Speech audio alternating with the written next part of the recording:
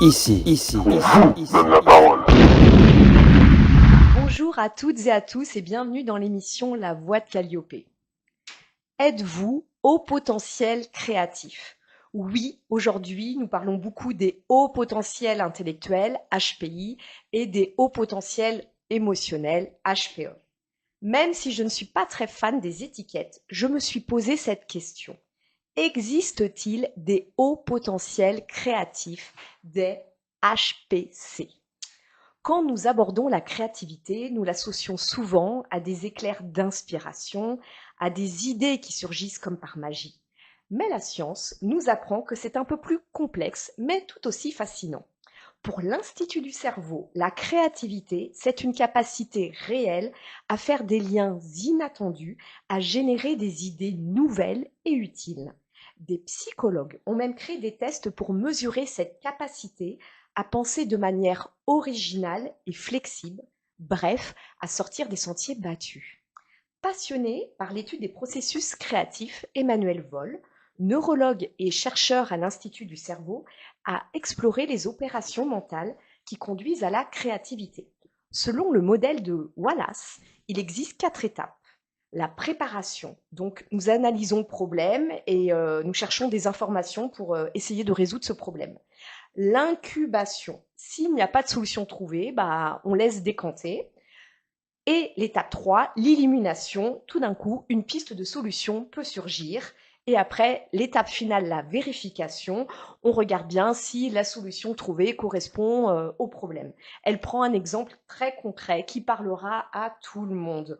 Oui, que nous soyons de la team scientifique ou de la team littéraire, nous avons tous un jour buté sur un exo de maths. Eh bien, plutôt que de passer à un second exo de maths, il vaut mieux carrément se consacrer à une autre activité, dessiner, chanter, jouer de la musique, mais aussi tout simplement cuisiner, ranger sa maison, aller marcher. C'est la fameuse étape d'incubation que je préfère appeler l'étape de décantation. C'est comme pour le vin, il est meilleur quand nous le laissons décanter.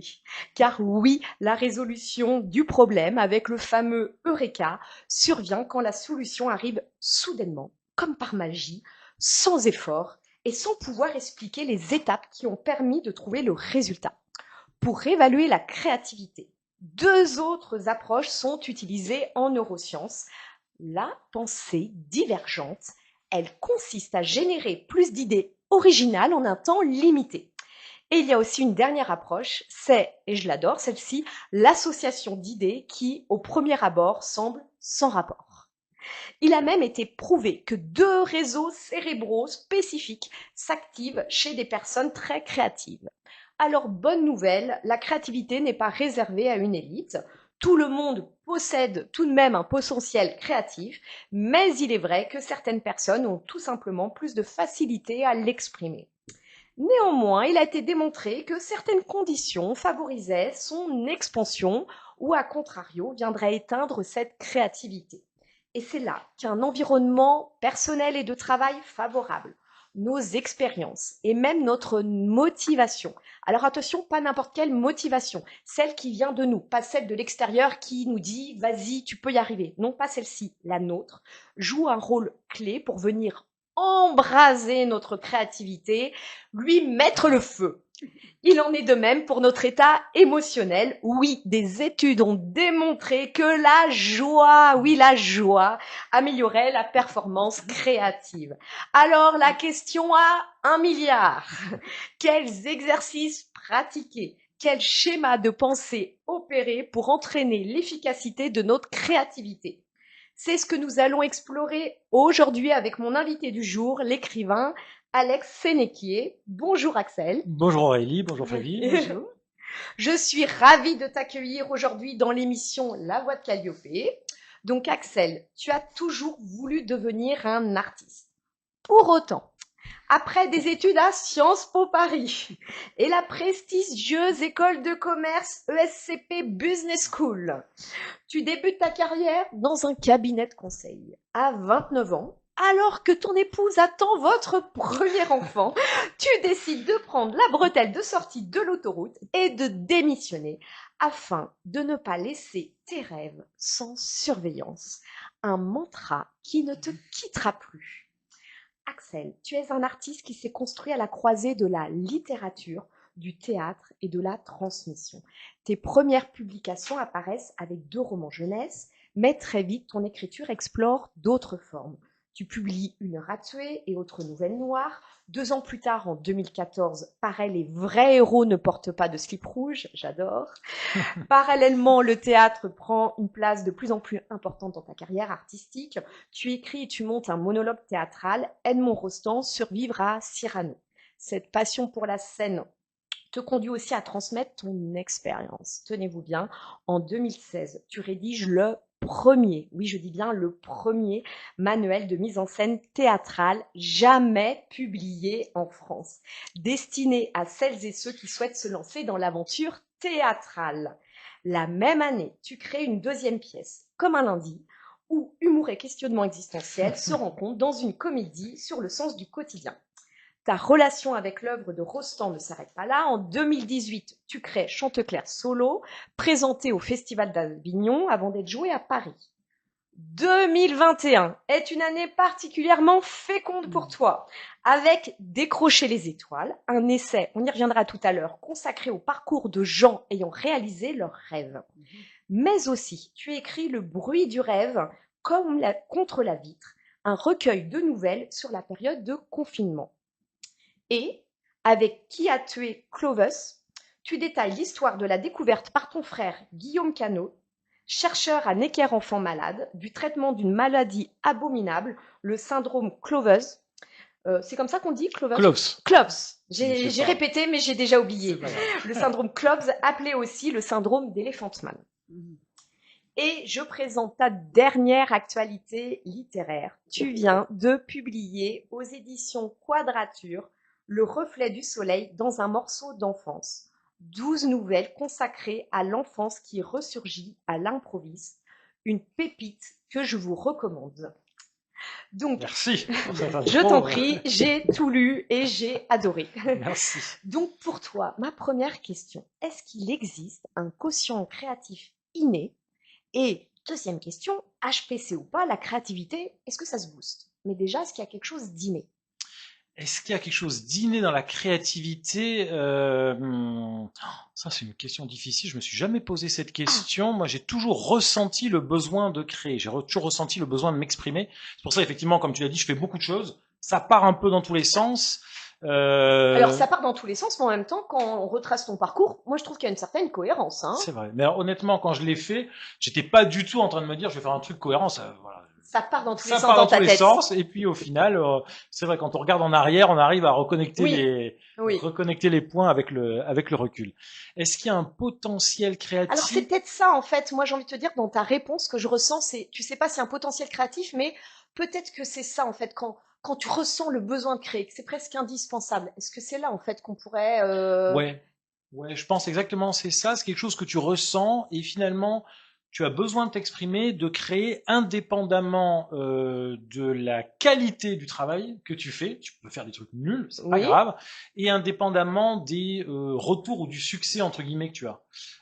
Moi, ça fait des années que je crée, que j'écris. J'ai une chaîne YouTube où je fais On va en parler 50 tout à vues l'heure. par chronique, voilà, depuis Mais on en des reparlera années. tout à l'heure, parce qu'elles sont excellentes. Ah, Mais on va en c'est parler. gentil, mais en tout cas, Ouais. ça marche pas. Et ben malgré tout, tout le monde me dit mais tu fais des chroniques comme ça marche pas. Moi j'ai besoin de m'exprimer, même si personne le regarde, même s'il y a qu'une personne, je le fais pas en me disant tiens voilà il faut que je fasse des millions de vues. C'est quelque chose que tu sens à l'intérieur de toi. Effectivement, tu as besoin de le sortir. Oui, c'est un vrai besoin. Donc Ouais. finalement, même si on a tous besoin évidemment de retour de compliments, finalement, tu le fais avant tout pour toi, parce que toi, c'est ta thérapie, ça te fait du bien. Ouais, il y a vraiment quelque chose comme ça, tu as raison, au niveau de... Je pense un peu avec tous les disciplines artistiques, on dit souvent l'art c'est une forme de thérapie, beaucoup Oui, d'art-thérapie, quand tu vas sur scène ça te soigne, quand oui, tu... On parlait de musique avant de commencer l'émission, même oui. chose, la musique, ça te soigne, le fait d'écrire, de sortir des choses, il y a un côté très thérapeutique. Par-delà la qualité artistique, tu peux faire des choses mauvaises, ça fait quand même du bien. Évidemment, quand tu as une dimension, comment dire, une quête artistique, le but c'est de faire quelque chose qui est de la valeur, qui est de l'intérêt. mais le simple fait de le faire soulage. Ok. Bon après, du coup, je n'avais pas pensé de poser ces questions tout de suite, mais Pardon. parfois, non, c'est pas ça. Oui, si, c'est un peu le bazar. Non, non, mais moi aussi dans ma tête, mais on est deux. Mais ce que j'aime bien, c'est qu'en fait, tu dis même s'il n'y a pas un retour. Et moi, franchement, je dis pas ça parce que tu es mon invité, mais parce que je le pense sincèrement, j'ai beaucoup aimé ton dernier recueil de nouvelles. J'aime beaucoup tes chroniques, on en reviendra tout à l'heure. Et franchement, je ne sais pas pourquoi il n'y a pas plus de visibilité, mais ça n'a rien à voir avec la qualité de tes chroniques. Et je te remercie, Aurélie. Donc voilà, il y a quelque chose d'autre qui se passe. Voilà. Ouais. Après, c'est ça, moi je regarde beaucoup sur les réseaux sociaux et j'ai vu une citation il n'y a pas longtemps, alors je la dis de mémoire, où il disait la qualité d'une œuvre n'est pas déterminée effectivement par le nombre de likes et de toute façon l'algorithme n'a aucun goût artistique. C'est exactement ça. Et c'est pas mal. C'est bien de le dire ça Oui, pour voilà pour pas l'algorithme n'a pas de décourager. goût, donc voilà, tu fais ton truc, ça plaît tant mieux, ça plaît pas, bah de toute façon. On dit souvent le fait d'exercer quelque chose d'artistique, c'est même pas une carrière, c'est pas un métier, c'est quelque chose que tu fais. Tu seras riche à titre posthume. Merci, tes enfants te remercieront. Les enfants me béniront, ouais, c'est ça. 3 enfants, c'est ça, hein, te remercieront. Alors, il y a quand même, alors je vais en venir sur la deuxième question. Est-ce que la créativité, qu'on veut mener une carrière artistique ou pas, parce que pareil, la créativité, on pourrait donner plein de définitions à la créativité, c'est pas forcément peut-être que dans un sens artistique, mais est-ce que ça se booste selon toi?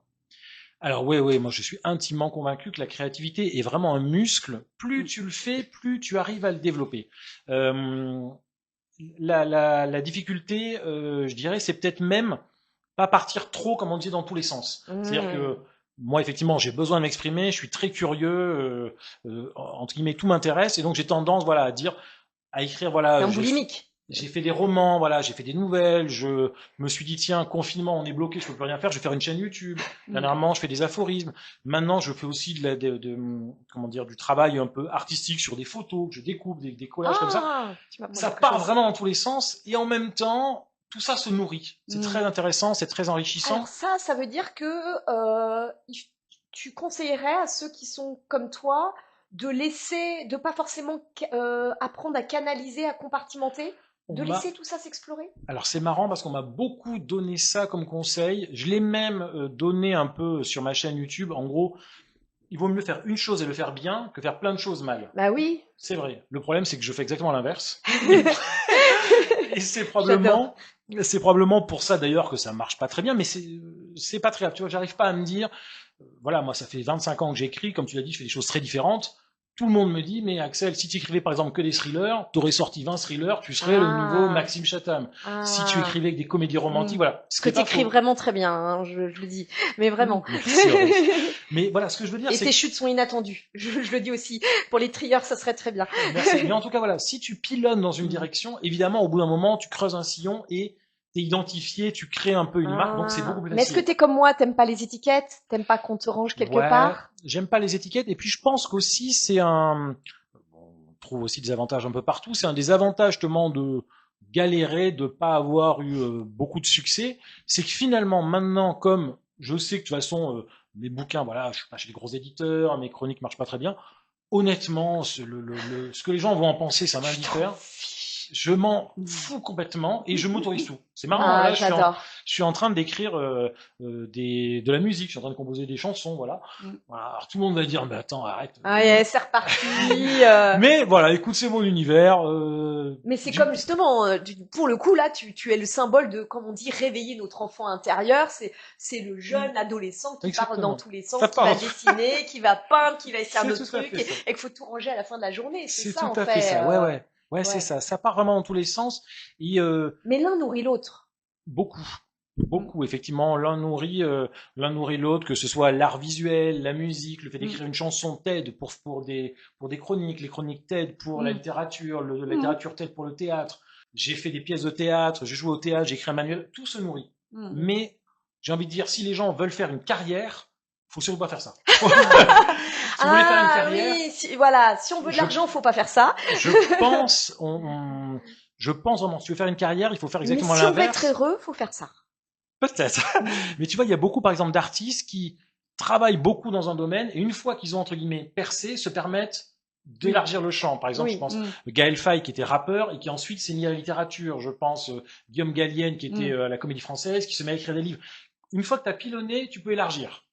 Faire tout dans tous les sens dès le début, comme moi, à mon avis, c'est pas une bonne idée. Mais on va dire que tu as une épouse compréhensive qui accepte tes petites folies artistiques.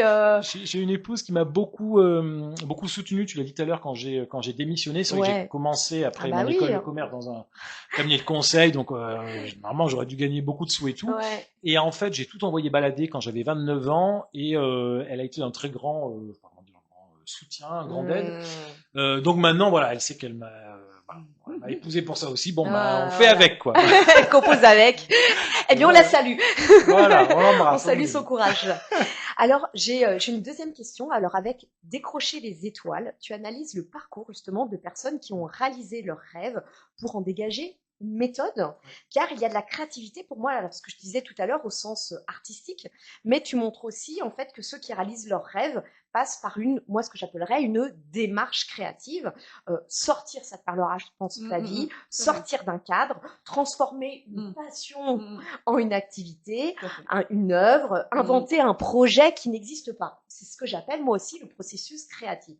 Donc réaliser ses rêves, ça implique donc toujours un acte créatif au sens de créer sa propre vie en répondant quelque part à un appel intérieur. Justement, qu'est-ce qu'il y a dans cet essai? Quel tips, voilà, est-ce qu'on peut se servir d'une méthodologie comme ça que tu peux nous donner et que toi tu as compris en analysant les différents parcours, dont le tien bien entendu, mais pas que. Ouais, alors en fait, ce qui s'est passé pour cet essai,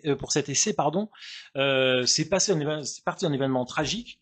Mon beau-frère est mort à 42 ans d'une leucémie en laissant des enfants en bas âge.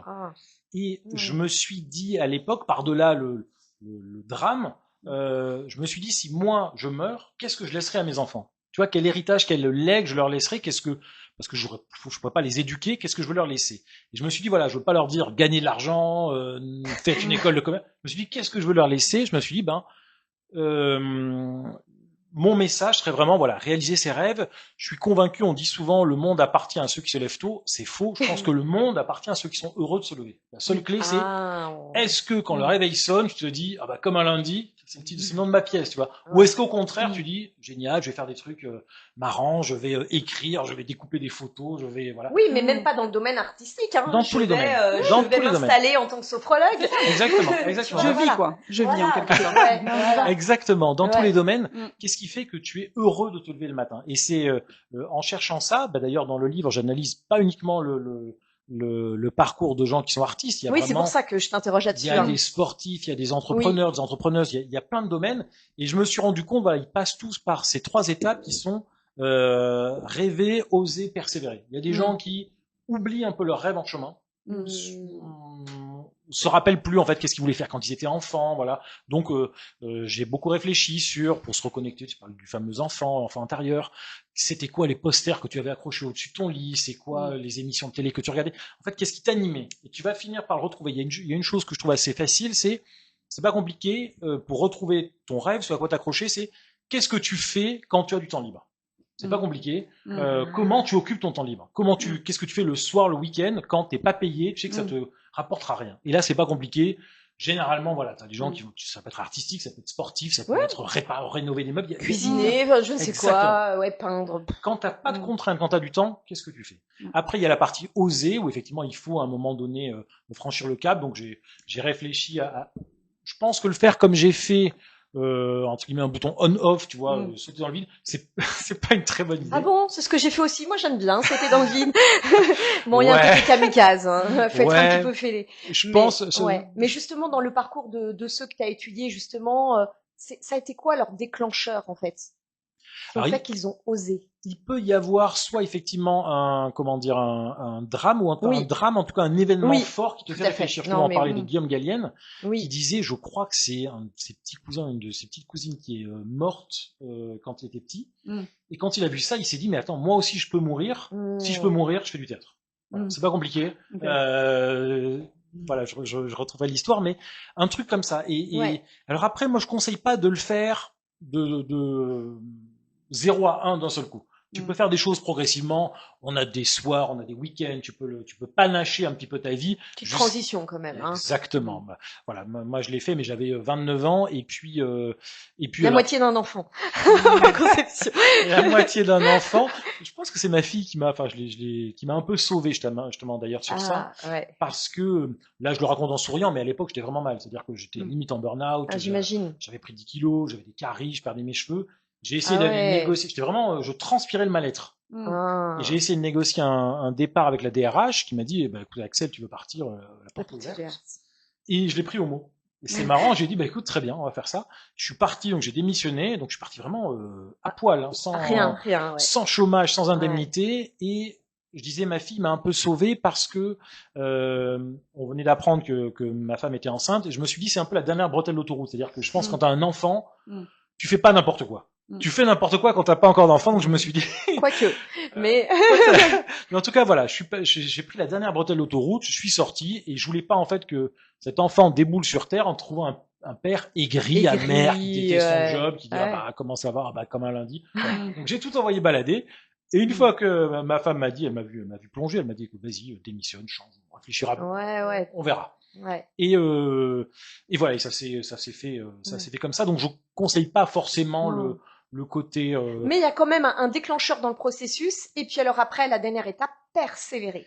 Persévérer, effectivement. C'est pas facile, ça. Ouais, c'est très difficile. Une fois que tu sais que tu es sur tes bons rails, tu sais que ça va être long, que ça va être difficile. Donc effectivement, il y a des moyens de s'accrocher, travailler sa persévérance.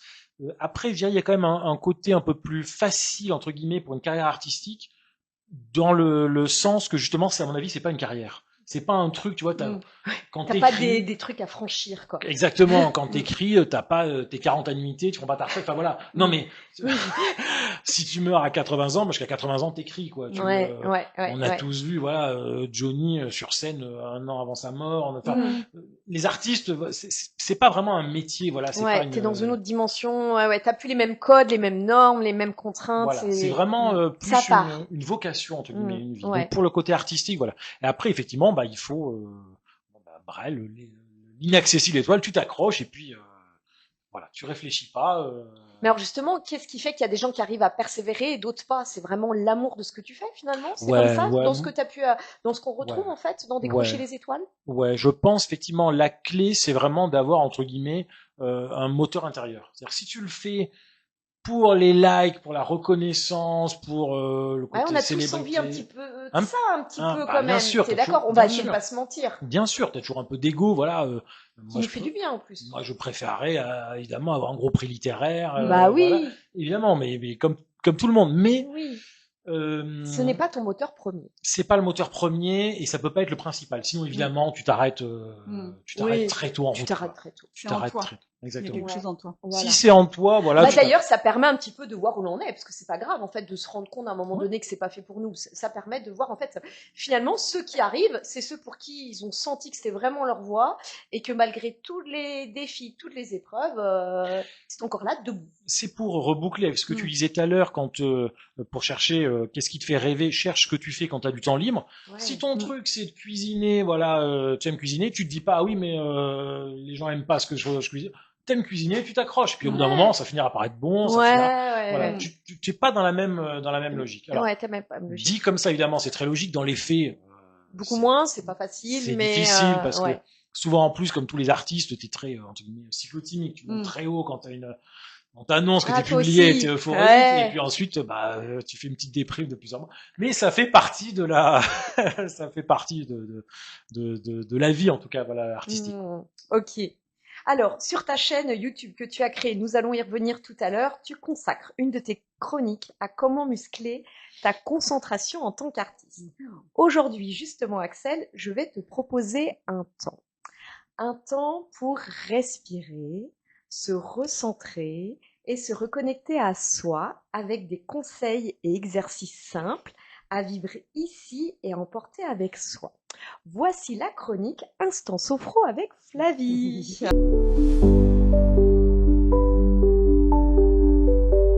Donc, formée au coaching, à l'hypnose, à la préparation mentale, à la PNL. Aujourd'hui, sophrologue et psychopédagogue, Flavie, pour cette chronique, tu vas nous guider dans un exercice pour renforcer cette concentration afin d'être pleinement présent dans nos choix et dans nos actions. On t'écoute, Flavie.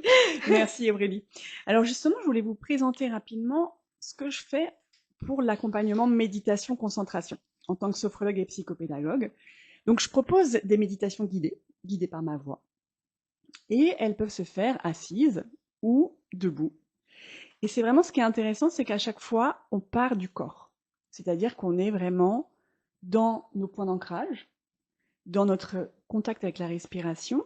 Et puis, petit à petit, on accueille aussi, donc, quand je guide évidemment, le relâchement musculaire du corps.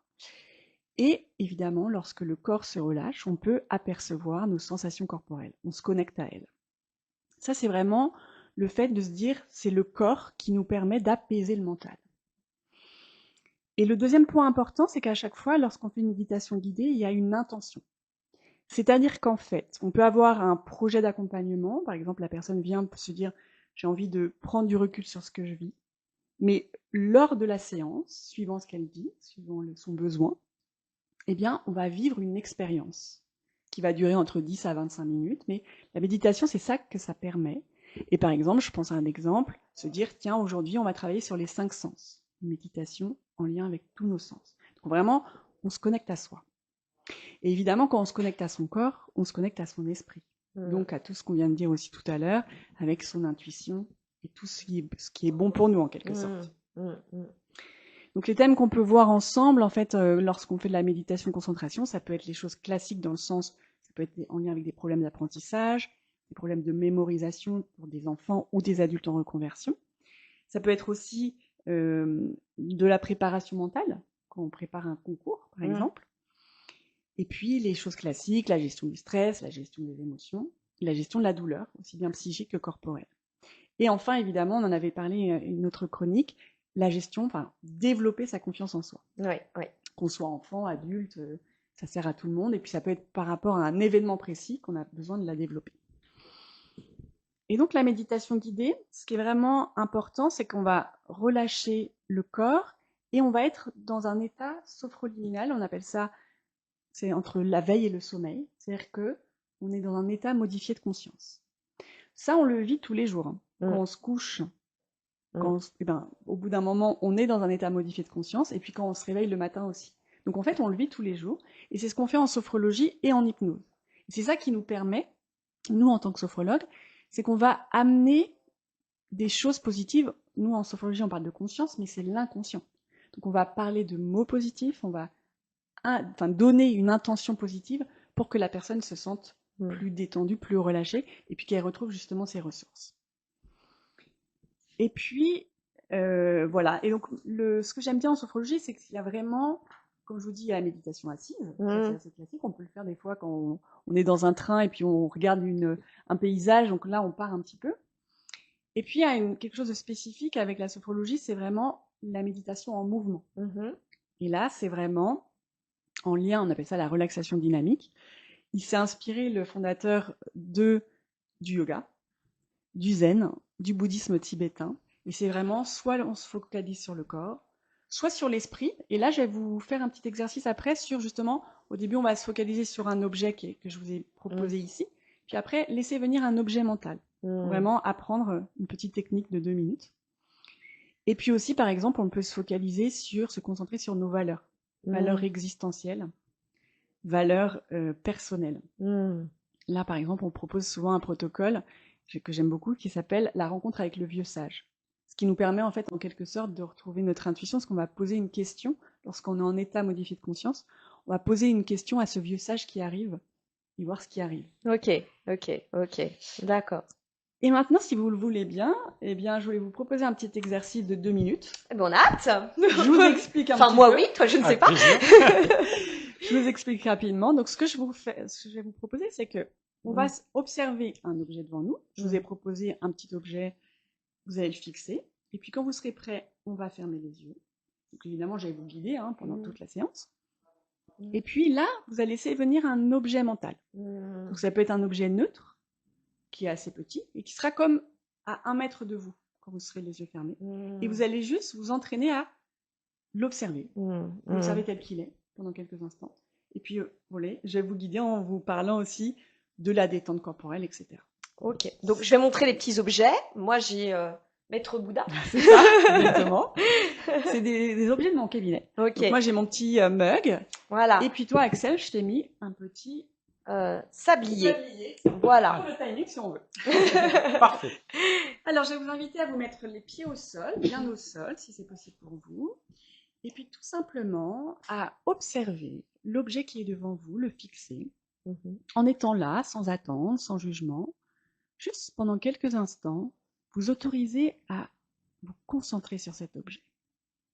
Et puis, tranquillement, à votre rythme, quand ce sera le bon moment pour vous, je vais vous inviter à fermer les yeux pour passer d'un regard extérieur à un regard intérieur. Puis en fermant les yeux, tout de suite, vous invitez à observer vos pieds au sol et percevoir. Percevoir aussi vos fessiers sur la chaise. Et puis percevoir peut-être vos mains posées sur la table ou sur vos cuisses.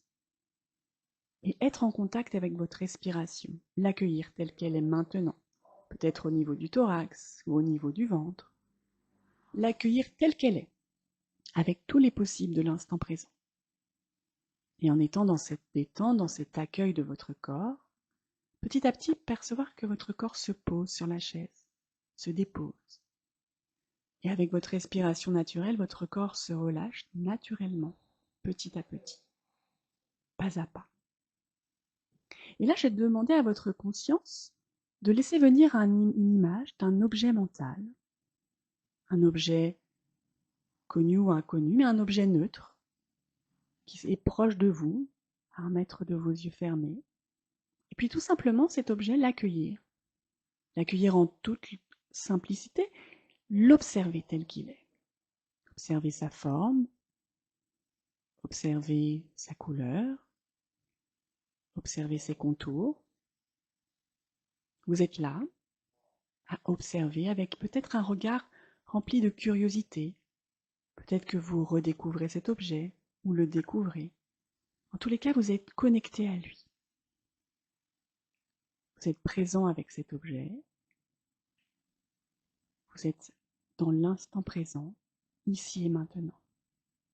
Et plus vous vous concentrez sur cet objet, plus vous pouvez percevoir que votre corps se détend, se relâche.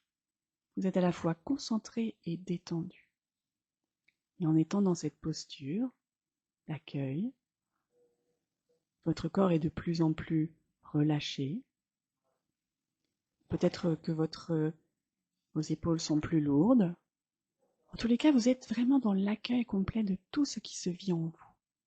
Et je vais vous inviter justement à observer cela. Observez vos sensations corporelles.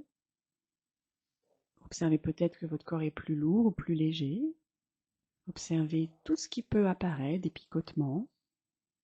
Et vraiment être connecté à votre corps et à votre esprit. Et puis quand ça sera le bon moment pour vous, tout tranquillement, toujours les yeux fermés, vous allez commencer à rebouger les pieds tout doucement pour remettre de l'énergie dans votre corps, rebouger le bas de votre corps et remonter l'énergie jusqu'en haut, jusqu'à votre visage. Tout votre corps se remet en énergie et vous allez pouvoir ouvrir les yeux et observer le monde avec un nouveau regard sur vous, sur les autres et sur le monde qui vous entoure. Merci. Merci à vous pour votre participation. Alors, ça va? Oui. Est-ce que tu veux savoir quel objet? Pourquoi pas, si tu veux. Bon. Alors moi, c'était une table de chevet avec un tiroir qui était ouvert. D'accord. Voilà. Je ne sais pas ce que ça veut dire ou pas, mais je trouvais ça intéressant. C'est intéressant. Tu as Ouais. senti à la fois la concentration, à la fois le relâchement un petit peu? Oui, oui. Alors c'est vrai qu'on est dans des conditions un petit peu Mm. particulières. Tout à fait, c'est sur en la- direct. Voilà, donc Mm. ça implique d'être encore plus concentré, Mm. mais voilà, j'étais surprise d'avoir cette image-là. Merci. Ouais. Moi, j'ai vu mon ordinateur portable, D'accord. avec lequel voilà, je passe beaucoup de temps, et c'était, ouais, effectivement, c'était agréable, Mhm. reposant. Moi, juste une question, j'étais perturbé parce que le sablier bougeait, tu Oui, vois. Alors vous étiez sur un objet Ah oui. oui, tu t'es immobile. posé la question pourquoi le mouvement. Enfin, Ouais, ok. c'était à la fois, enfin, c'était pas désagréable, c'était un peu Mm, hypnotique, mm. mais je me suis dit, Ok. vous regardez un objet fixe alors que le Oui, mien bouge. Est-ce tout qu'il y à a une fait. raison particulière ou pas? Non, pas du tout. C'était une D'accord. proposition d'objet, c'est vrai. Mais c'est vrai que Ok. je l'ai mis en mouvement, donc c'est vrai que C'est ça peut-être un effet impliquait miroir avec toi qui est toujours en mouvement. Tu vois, c'est peut-être. comme un Mais sablier. c'était pas désagréable. Il y a un Ah, côté un peu ce que hypnotique à j'allais Oui, dire voir quand ce truc même. qui Oui, c'est coule, ça. oui, quoi. c'est ça. Exactement. Ouais, ça fait C'est un Exactement. t'endormir. moyen. Réveille-toi, wake Ouais. up. Non, mais c'est ça. Donc Ouais. c'était pas désagréable. Super, bah merci en tous les cas. Mm. Et puis maintenant, je voulais juste vous parler de 3 choses que j'ai expérimentées. En tous Oui, les cas, on t'écoute.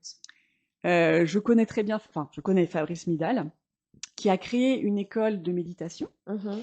qui s'appelle Réseau, donc ça s'écrit R-E-S-O, et il propose des ateliers découvertes gratuits, donc c'est pour ça que je vous en parle. Ça peut être fait en ligne pour nos amis en province, ou ça peut être fait évidemment dans le 20e à Paris. On réserve ça tout simplement sur leur site internet. Et c'est vraiment quelque chose de très positif. Je pensais à ce que vous avez dit tout à l'heure, mais un des livres préférés de Fabrice Midal, qui parle de comment lâcher prise, le titre du livre, c'est Foutez-vous la paix et Oui, commencez à vivre. oui, tout Il à y a fait. vraiment quelque chose, je Oui, suis vraiment très proche de sa méditation guidée, je m'en oui. inspire beaucoup. Pendant ma formation, on a vraiment été voilà, en rapport avec lui par rapport à toutes les lectures qu'on a eues de lui. Et c'est vraiment intéressant. Mhm. D'accord. Foutez-vous Ouais. la paix. Ok. C'est Ouais, non, mais c'est intéressant. ça. Ça rejoint un Ouais. petit peu aussi ce que tu disais tout à l'heure. C'est ça. Ouais, ouais, Ok. ouais. Et puis il y a quelque chose que je vais tester. Vous savez, des fois, il faut savoir être patient, parce qu'on a Mhm. envie de faire des choses tout de suite.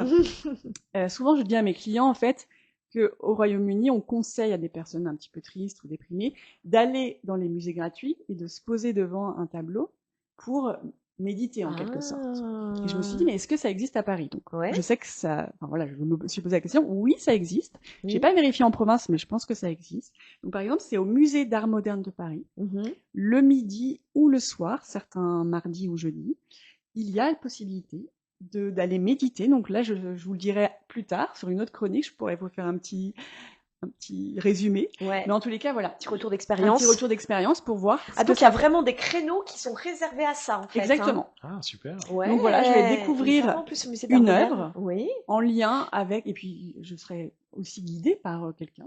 Ah oui, parce que j'allais dire, on peut aller tout seul Exactement, aussi au on peut y aller musée seul. et aller comme ça, se poser et méditer. Exactement. Sauf que là, tu es accompagné et guidé. C'est Exactement. intéressant, D'accord. ça. Donc Ouais. j'imagine qu'on pourra être en groupe Ouais, et oui. on sera devant un tableau. Donc ce sera vraiment être avec ses sens, comme je Ok. disais tout à l'heure, être Oui. vraiment dans ces expériences Oui. sensorielles Oui. à découvrir. Oui, très bien. Mais en tout cas, c'est aussi une bonne idée, si ça n'existe pas, d'aller contempler une œuvre dans un musée. C'est aussi ce Exactement. que je retiens. Voilà. Exactement. Oui. Et puis, ce que j'ai vraiment expérimenté, je l'ai fait 2 fois, c'est le Qigong. Je sais pas si vous connaissez Alors, de nom. de nom. Ouais, Vous si, savez, j'ai c'est... expérimenté une fois. Pas du T'as expérimenté une fois? Non. Jamais testé. Jamais. Donc, on voit des fois dans les parcs des Oui. personnes qui bougent et c'est vraiment des mouvements lents. Ah, ouais. Vous voyez? Et c'est J'imite en fait... très bien. c'est ça. Et c'est vrai. Alors, je pourrais faire, donc, pour la blague, mais je suis tombée sur un atelier de 3 heures. Je suis restée 3 heures debout.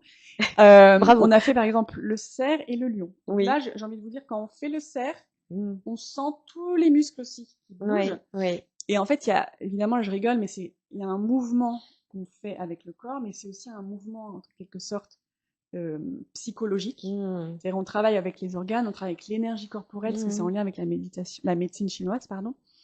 Et c'est vraiment poétique, c'est tout ce que j'aime. C'est poétique, c'est philosophique. Et c'est comment se faire du bien, aussi bien physiquement que mentalement. Ok, très bien. Voilà pour la Ben, chronique. écoute, merci beaucoup Flavie pour ce moment, d'avoir pris ce temps pour nous montrer aussi comment nous pouvions affiner notre concentration. Et on peut retrouver tous tes accompagnements auprès des particuliers ou entreprises sur ton site casquettesofro.fr. Tout à fait, merci. Merci Flavie. Alors, Axel, aujourd'hui, ton travail, je disais tout à l'heure, ne se limite pas au livre et à la scène. La transmission a une place centrale dans ta vie. Tu partages généreusement tes réflexions et tes conseils pour écrire, trouver un éditeur, se faire connaître. Donc, sur ta chaîne YouTube, tous écrivains, tous écrivaines. Donc, avec des thèmes, moi, je trouve plus passionnants les uns que les autres. Faut-il sortir de l'errance artistique? Comment gérer le blues post-artistique? Comment prendre soin de sa santé mentale? que faire de sa peur, compagne éternelle de l'artiste, comment rendre l'invisible visible. Bref, pour moi, je te l'ai déjà dit, hors émission, tu es le médecin des artistes Merci. et tes chroniques devaient être remboursées par la sécurité sociale à Je te bon remercie. entendeur. Donc, quel était ton objectif? Tu en as un petit peu parlé tout à l'heure. Quel était ton objectif de départ quand tu as créé cette chaîne? Mon objectif, c'est tout simplement, pendant le premier confinement, m'occuper. Parce que d'un seul coup, tout s'est arrêté. Ouais. Et comme je le disais en début d'émission, moi je ressens beaucoup j'ai le besoin de m'exprimer. Et donc j'étais bloqué et il se passait plein de choses. Je sais pas si vous vous rappelez de 2020. Les animaux envahissaient les rues, il y avait plus de bruit. C'est vrai, oui. Non, mais c'est vrai, on oublie, mais on se mettait à faire des apéros en Zoom, on faisait le sport à la maison. Enfin, c'était non, mais c'était quand même une époque étrange. Et il se passait tellement de choses que je me suis dit, tiens, voilà, j'avais une petite chaîne YouTube déjà à l'époque où je mettais les bandes annonces pour les pièces de théâtre, tout ça. Et j'ai commencé à faire cette chronique une fois par semaine, puis deux. Voilà, au début vraiment sur le thème du confinement, et puis ensuite j'ai élargi un peu les thèmes, et rapidement il y a un côté un peu magique avec l'écriture où finalement tu creuses, et je suis tombé évidemment, maintenant 90% des thèmes c'est autour de la créativité, l'écriture, l'art, voilà. Et donc finalement, voilà, aujourd'hui la chaîne est consacrée exclusivement à ça. Donc je continue de partager 1 à 2 fois par semaine. Et c'est au début une petite pastille d'humeur, ça dure entre 3 et 5 minutes. Ouais, j'adore parce que c'est des formats très courts, hein, donc franchement, il n'y a pas d'excuse. Merci. Non, mais c'est vrai. C'est sympa. Moi, je dis 5 minutes tous les soirs avant de se coucher, ça fait du bien. Merci. Et c'est vrai que j'essaye de partager vraiment des choses. Je sais pas comment dire. Il y a beaucoup de partages sur YouTube, on va dire, voilà, comment créer un personnage, qui sont très bien, mais moi, c'est pas du tout ce que je fais. Moi, c'est vraiment dans ta vie d'artiste. Voilà, tu parlais du blues, de la déprime, tu parlais de la peur, tu parlais de la concentration. C'est ce genre de sujet, où je partage, voilà, vraiment mon expérience, voilà, avec Alors justement, tu vois, quels conseils fondamentaux, parce qu'il y en a plein. Vraiment, je vous encourage à aller voir, hein, pour ceux qui, en tout cas, qui veulent écrire, et puis peut-être pour d'autres, parce que je pense qu'il y a quand même des thèmes récurrents qu'on a envie de se lancer. Voilà, je parlais du processus créatif, mais c'est pas que au sens artistique, hein, un processus créatif pour s'enlever nos lorgnières et puis aller dans d'autres directions et sortir des sentiers battus. Donc vraiment, pour moi, ça c'est important. Merci. Et justement, quels conseils fondamentaux, en fait, peut-être les 3 que tu aurais aimé connaître, en fait, toi, dès le départ, assez vite, dès que tu étais jeune, en fait. À propos de quoi? De l'art en général? Par rapport au processus créatif, ouais. Et puis justement, avec cette idée de sortir des sentiers battus. Ouais, alors évidemment, le premier, ça serait d'être le plus authentique, le plus sincère. Moi, je suis régulièrement contacté maintenant avec cette chaîne, alors qui marche pas très bien, mais qui a quand même quelques abonnés. Je suis contacté par des agences marketing qui me disent il faut qu'on fasse booster votre chaîne, on va faire des tunnels de vente, vous allez faire une formation pour devenir écrivain, vous allez vendre 6 000 € et tout. Et évidemment, je les envoie balader. C'est pas du tout mon propos. Voilà, moi je pense que quand t'es artiste, le but c'est vraiment de faire quelque chose entre guillemets qui te ressemble, de très authentique. Premier grand conseil. Je veux pas faire, voilà, je donne souvent ça, ce conseil. Si jamais ce que tu crées artistiquement peut être fait par quelqu'un d'autre, ben retourne travailler. Voilà. Il est important que ce que tu fais, en tout cas artistiquement, tu sois le seul à pouvoir le faire. En tout cas, vraiment, va chercher ce qui est le plus. Et tu es d'accord qu'on peut, justement, c'est pour ça que je dis aux gens, modéliser ce conseil-là pour n'importe quelle activité professionnelle. Probablement, ouais. Voilà. Probablement. Mon accompagnement, enfin, tu vois, je me dis, en fait, il est fait de tout ce que j'ai appris, toutes mes formations, toutes mes expériences. Donc, en fait, il est unique dans le sens où, tu vois, quand j'ai des intuitions, des fois, je dis quelque chose à une cliente, et j'y avais pas pensé depuis je sais pas combien de temps. Mais j'ai lu un truc une fois et je dis, ah, mais en fait, c'est ça dont vous avez besoin. Tu sais, c'est la phrase qui va lui faire du bien. Donc, tu vois, c'est comme si, c'est parce que moi, je me sens aussi créative dans ce sens-là, dans le sens où tu te dis, tout ce que tu as appris, tu l'as digéré. Moi, c'est un peu comme ça. Et à un moment, tu le ressors, mais tu sais pas pourquoi. Tu sais même pas où ça. C'est pour ça aussi qu'il y en a aussi qui inventent des objets ou autre chose. Tu vois, c'est pour ça que je dis le processus créatif qu'on peut élargir à bien plus que des artistes. Donc, voilà, faire quelque chose qui te ressemble, en tout cas. Exactement. Vraiment quelque chose qui soit personnel et se dire, voilà, si je suis pas là pour essayer de dupliquer ou copier des choses déjà faites, en tout cas, vraiment artistiquement. La créativité. Et du coup, effectivement, C'est pas simple, hein? Non, c'est pas simple. Voilà, il faut aller Parce qu'au chercher départ, ce on qui va te un fait petit peu peur, ce qui te fait dupliquer, un honte. petit peu, Un petit peu, évidemment.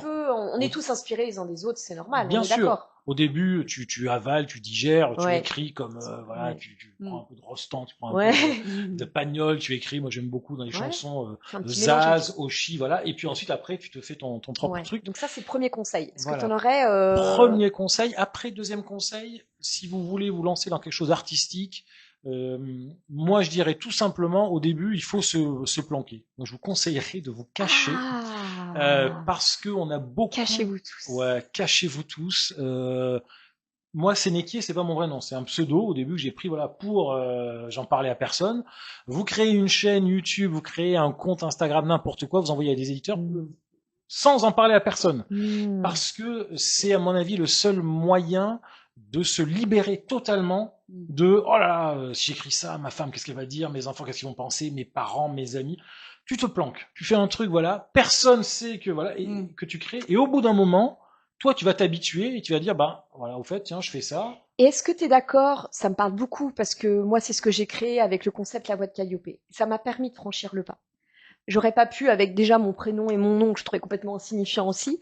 Et est-ce que ça permet, alors sans être après interné en HP, mais un espèce d'état un peu dissociatif, on arrive un petit peu à laisser davantage exprimer la partie plus artistique, justement, Ouais. à dézoomer du regard extérieur. Ouais, totalement. Ouais, je l'avais pas vu comme ça. En tout cas, moi, je suis convaincu quand tu crées pour faire quelque chose de vraiment intéressant, et je dis créer que ce soit sur l'écriture, mais aussi sur la peinture, quel que soit le domaine, voilà. Oui. Cachez-vous. Il faut, voilà, cachez-vous, et ensuite, peut-être dernière chose, allez chercher vraiment. On disait par rapport à ce qui est le plus authentique. Cherchez ce qui vous fait peur, ce qui vous fait honte, ce qui vous gêne, voilà. Mais ça, on en a plein, ça, la liste est interminable. Mais là, c'est justement, c'est là où c'est intéressant, tu vois. Parce que quand tu vas chercher des choses qui sont, voilà, vraiment qui te font peur, qui te font honte, tu mets la lumière dessus et tu te rends compte qu'en fait, c'est un peu comme les monstres qui étaient sous ton lit, tu vois, quand t'as des peurs. T'es enfant, t'as des trucs qui te font peur, ça te terrorise, et ben, le fait de le créer, de l'utiliser, d'en faire une matière artistique, tu mets la lumière sous le lit et tu te rends compte qu'en fait, bah, ça fait pchit, ça fait peur à personne. Toi, tu vis beaucoup mieux, et en plus, tu aides d'autres personnes à le faire. Il y a moi, toutes les œuvres qui vraiment m'ont aidé, m'ont marqué à chaque fois, c'est ça. C'est quelqu'un qui va vraiment chercher l'authenticité, tu vois. C'est Rostand avec Chantecler quand il explique sa peur de la création artistique. C'est exactement ça. C'est parce qu'il y a une part de soi qu'on dévoile, mais peut-être la vraie justement. Tu es d'accord qu'il y a cette mise à nu de on porte tous des masques. Évidemment. Et donc là, quand il y a cette partie que d'autres diraient ah c'est sympa ce petit côté artistique et créatif qu'il a, mais en fait c'est pas cet aspect, c'est ce que tu es.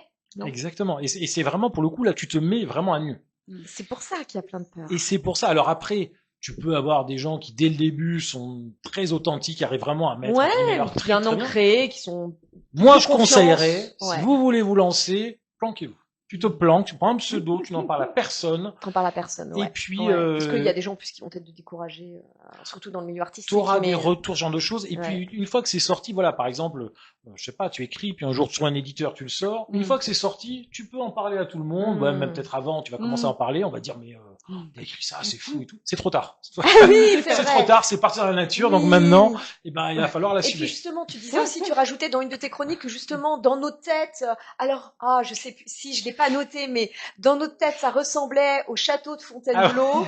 Quand ça débarquait, c'était un pauvre Adgeco au fond d'un jardin. Ouais, c'est ça. Mais ça, c'est aussi le drame de l'artiste dans ta tête. Oui, c'est merveilleux, c'est magique, c'est extraordinaire. Et quand tu le fais finalement, c'est vrai que c'est tout petit, mais en même temps, l'Adgeco au fond du jardin, il n'y a que toi qui peux le sortir. Donc il faut. Ouais, et puis tu l'as fait cet Adgeco au fond du jardin. Tout le monde ne fait pas un Adgeco au fond d'un jardin. Voilà. C'est ça que tu voulais dire derrière. Exactement. Au moins, il a été construit, il a été créé. Puis, attends, on parle d'un Adgeco, mais la belle petite cabane dans les arbres qu'on faisait quand on était enfant. Exactement. Ça, c'est un bel Adgeco. Exactement, ouais. Ouais, donc il y a ça aussi. Hein, donc ouais, moi je dirais ça, voilà. Se cacher, puis du coup pour aller chercher les choses les plus ce qui te fait peur, ce qui te fait honte. Si jamais voilà tu devais révéler quelque chose que t'as jamais dit, jamais montré à personne, ce serait quoi? Et là pour le coup tu vas faire des choses intéressantes. Ah, D'ailleurs, j'avais consacré, je vais pas faire que de la pub, mais une chronique mais à si, ça on qui est là pour s'appelle ça. Qu'est-ce que tu caches dans ta vie secrète? Mm.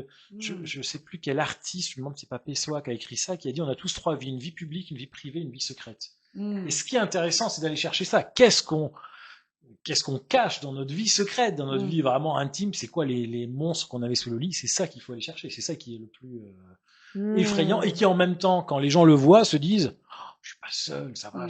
Moi aussi, j'ai ces peurs, j'ai ces phobies, j'ai ces tocs, j'ai ces Mm. obsessions. Je suis pas seul. C'est à ça que sert l'art. Moi, j'en suis persuadé. C'est-à-dire à autoriser, à montrer aux autres que en fait, on a tous des peurs, c'est ça? Ouais, ouais, aller justement travailler sur un peu cette humanité commune, quoi. Mm. Moi, le dernier bouquin qui m'a vraiment marqué, où je me suis dit voilà, c'est ça vraiment faire de l'art, c'était Le Consentement de Vanessa Springora. Ah oui, mais Je j'étais me voir suis le dit, film. Ouais. elle est allée vraiment chercher ce truc, cette relation malsaine, toxique, qui a dû la terroriser, en plus quand elle était enfant, où elle a dû se dire, mais finalement, je suis dans cette relation, entre guillemets, personne m'avait forcé, mais si, Bah si, bah oui, si, oui, bah justement, tout, et le fait de sortir ça, toute cette depuis emprise qu'elle a sorti ce psychologique. livre, et ben bim, ça ouvre les vannes, et tout le monde se dit, mais moi aussi j'ai vécu ça. Exactement. Et ça, c'est Parce qu'on a tous arrivé. vécu plus ou moins une emprise psychologique. Et ça, c'est arrivé parce que Vanessa Springora est allée voir sous son lit, c'est quoi ce monstre, c'est quoi ce truc. Elle a vidé sa cave. Mm. Bah, tu viens de faire J'imagine son qu'elle a dû parcours. être terrorisée en Ah le oui. sortant. Oui. Mais maintenant, il y a des millions de femmes qui Mm. doivent, qui la remercient, quoi. Ce qu'elle a fait Oui. est exceptionnel. Donc c'est Oui, là où puis je c'est un me film dis, ressource, hein. Enfin, Oui. dans le sens ressource psychologique pour ouais. nous aider à Alors, comprendre des choses sur. moi, j'ai pas vu le film, j'ai lu le livre. Ah oui, mais... excuse-moi. Oui, Non, non, moi je t'en prie. oui, c'est vrai. Mais, Et d'ailleurs, je pense que le livre est bien mieux. Enfin, le film est très bien, mais voilà, bon, jamais autant qu'un livre en général. mais en tout cas, voilà, Oui, et c'est là où bah, pour le coup, si elle l'avait pas fait, personne oui, d'autre aurait pu le faire. Et puis en Mm. même temps, en faisant ça, elle ouvre la voie, tu vois, ouais. à plein d'autres choses. Mais justement, alors, c'est triste pour elle, mais en même temps, c'est parce qu'elle l'avait vécu, que c'était complètement incarné, que Mm. justement, les lecteurs au départ, puis après les spectateurs, ont ressenti tout ça, Ouais. ont ressenti Parce cet que alignement. parce que c'était authentique et du coup, voilà. Alors, moi, je pense vraiment là, Tu parlais d'authenticité on tout à est dans l'heure. je sais pas comment dire, dans la vocation de l'art, justement, Mm. d'ouvrir les vannes, de Et permettre sur ce à qu'on est d'autres soi. personnes de mieux vivre. Ce qui est Mm. exactement, voilà, après, des œuvres artistiques comme ça, il y en a plein, mais voilà, Mm. c'est celle qui me venait en tête. Alors, tu as aussi un compte Insta où tu postes des aphorismes, donc pour moi des perles de sagesse résumées en une phrase courte. Une des plus récentes que j'ai été voir, le seul moment où je suis vivant, c'est quand je crée. Alors, cet aphorisme résume à lui tout seul en fait tous tes autres posts et tout ton parcours. Justement, c'est une autre porte d'entrée en fait, ce compte Instagram pour envoyer des messages là aussi, percutant. Ouais, c'est ça. Bah, c'est ce que je disais tout à l'heure. Je m'interdis plus rien et j'ai cette chronique, mais la chronique c'est une fois par semaine et donc je me disais bah c'est dommage, j'ai encore pas mal de choses, de choses à C'est insatiable. Là, je suis un peu boulimique et donc du coup Ouais. j'avais envie de sortir tout ça et voilà, ça m'amuse beaucoup. Je trouve que ça parle à la fois d'art, c'est parfois un peu profond, parfois totalement superficiel, mais c'est rigolo. Voilà, moi ça me fait beaucoup de bien. Je sors des Et ça fait du bien aux autres, hein, parce que tu as des retours comme ça. Hein. ouais, Moi, ça fait t'invites, rire. alors je sais pas si un jour tu seras peut-être victime de ton succès, que tu pourras plus jouer vraiment le médecin des artistes, ou on demandera. Je ferai une demande officielle, parce que tu dois rembourser une convention avec la c'est sécurité sociale. Mais c'est ça, en fait. Il y a cette notion, en fait, de cercle d'entraide, en fait. C'est aussi, t'es d'accord que là, tu offres aux autres ce que sans doute t'aurais voulu avoir, toi, dès le départ? Peut-être, ouais, t'as raison. Ouais, c'est ça. Tu Non, as non, mais souvent raison. mais ouais, t'as raison, Mais c'est exactement ça. oui. Ouais, c'est ça. Tu t'exprimes, tu vas chercher. Ce que tu n'as pas eu, tu l'offres aux autres Ouais, généreusement. exactement. Ouais, ça te fait du bien. Ça me fait du bien. Et Ça me fait du bien aux rire. autres. Ça me fait Mhm. rire. Ouais, déjà. Les gens rigolent aussi. C'est pas toujours consacré d'ailleurs à l'écriture, mais Non, mais c'est pour ça hein, que j'invite vraiment à. c'est C'est pour sympa. ça que j'ouvre le débat et que pas que pour le sens artistique, parce que pour moi, enfin, ça sera un autre sujet, mais voilà, qu'est-ce qu'être créatif? Et c'est pour moi, ça ne se résume pas qu'à l'univers artistique. Ah bah je te Donc, remercie. donc voilà. Ok. Bien, écoute, en tout cas, je te remercie beaucoup, Axel. Je te remercie, Flavie. Merci à toi, vous Aurélie. deux. Pour conclure, pour l'historien de l'art Thomas Schlesser, les civilisations meurent parce qu'elles écoutent leurs politiciens et non leurs poètes. Pour lui, la poésie est un outil fondamental pour s'émanciper vers son individualité, à ce qui fait qu'on est unique.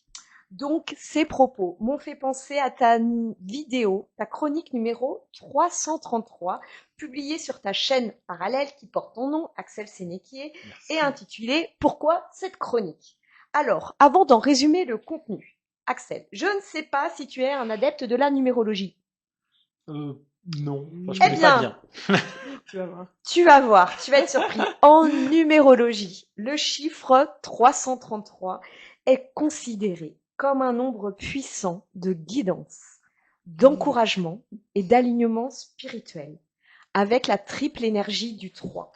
Le 3 représente la créativité, l'expression de soi, la communication C'est drôle. et la joie. Quand vous voyez le nombre 333, c'est un message pour oser exprimer vos talents et votre individualité. Je te jure, je n'invente Non, rien. mais je te crois, c'est drôle. Si on croit, enfin en tout cas si on est adepte de la Ouais. numérologie.